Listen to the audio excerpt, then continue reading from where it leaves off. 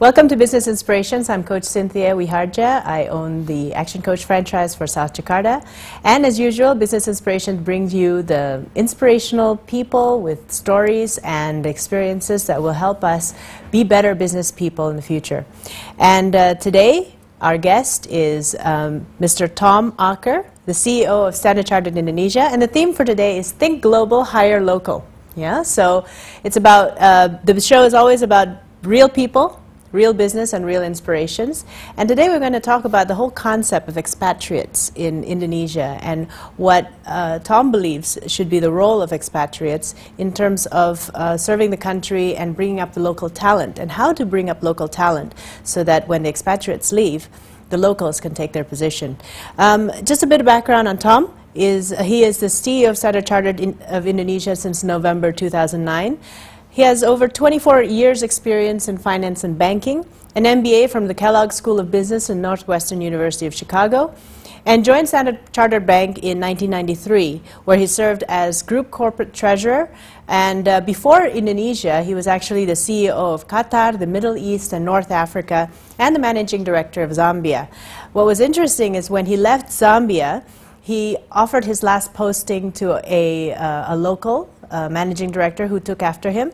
And the unique thing was she was the first local CEO for the company and the first woman in 100 years to be in that position. So quite an achievement, and this is what we're here to talk about.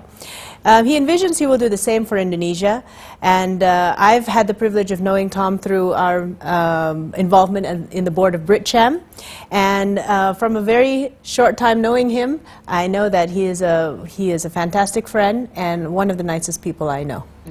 Yeah, so welcome to the show, Tom. Thank you, Cynthia. I'm very excited to be here. Yeah, and let's get going. Tell us a little bit about yourself, maybe on a deeper level, and what makes you passionate about leadership? I've been in Standard Chartered Bank, as you say, since 1993, and I've had the privilege of working in 6 different countries in the group. And I think that's one of the special things about our business, is that we encourage our members of staff to have a lot of variety of experiences.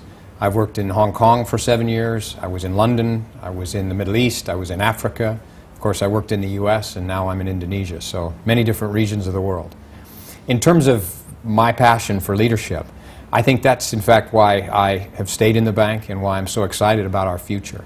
It's because I think it's a bank that really treasures leadership and management skills, and developing people within the bank is my first job as CEO. And so I enjoy coming to work every morning with that as my chief objective. So what do you see as the role of a CEO in an organization? I think it's putting the right people in the right jobs and giving them the right tools and the right level of motivation, and then get out of the way. I think with that sort of mindset, then people are excited to do their jobs, and they perform at a very high level. Right, right. And what is your perception coming into Indonesia, and what are your perceptions of Indonesians? Well, first of all, we have over 2,000 Indonesian staff in the country. We also employ about 150 Indonesians outside Indonesia across our network in 75 countries.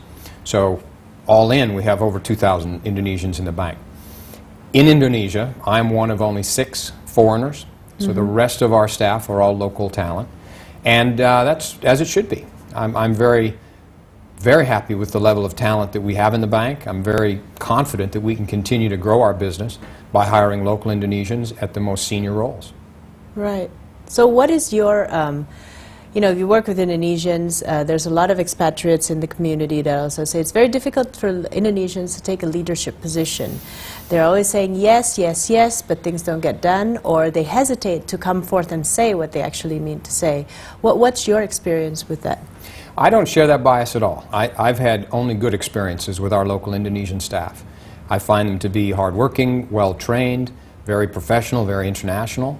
A lot of that goes to my predecessor and the management teams we've had before, who have selected very talented people and done a very high amount of training.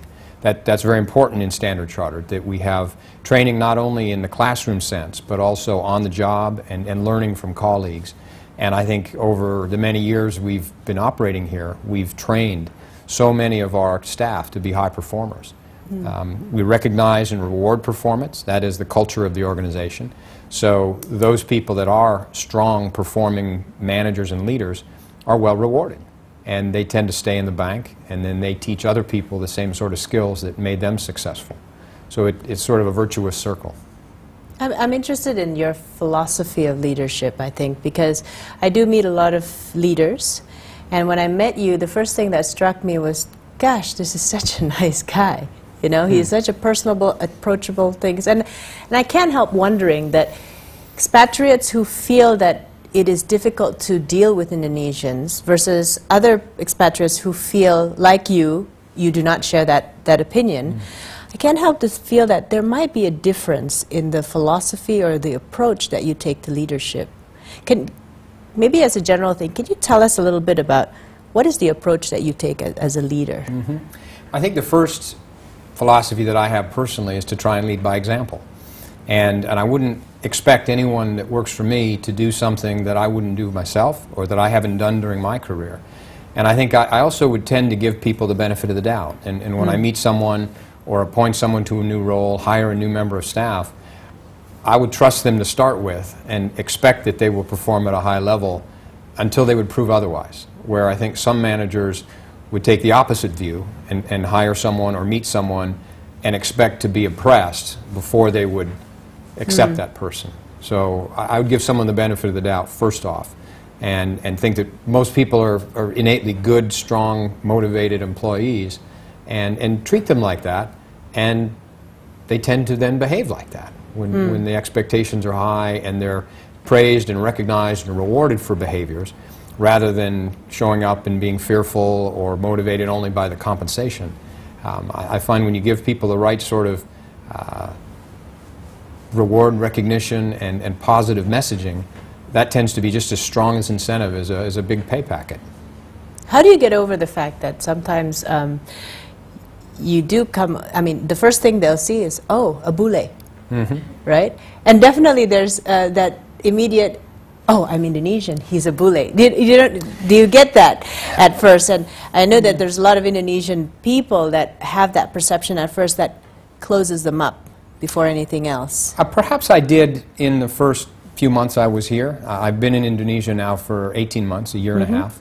And I think as my team and I have gotten to know each other better, the barriers have come down, and it's much more of a constructive partnership. And the staff through and through the bank, whether they're out in the branches in other cities or they're here in Jakarta, I think as they've met me and they've seen my management style, they've relaxed and don't have that sort of nervousness that perhaps would make someone cautious and shy. And I very much try and encourage people to tell me who they are and to show me what they want to contribute. And what I do find about Indonesians, without generalizing too much, is that once you give them that opportunity, they're very self-confident and very full of life and very enthusiastic. And I love that. I think that plays very much to our set of values and our corporate culture. I see. Okay, well, in the next segment, we're going to talk more about leadership and about this whole relationship, intercultural relationship. Yeah, so stay with us in Business Inspirations. We'll be right back.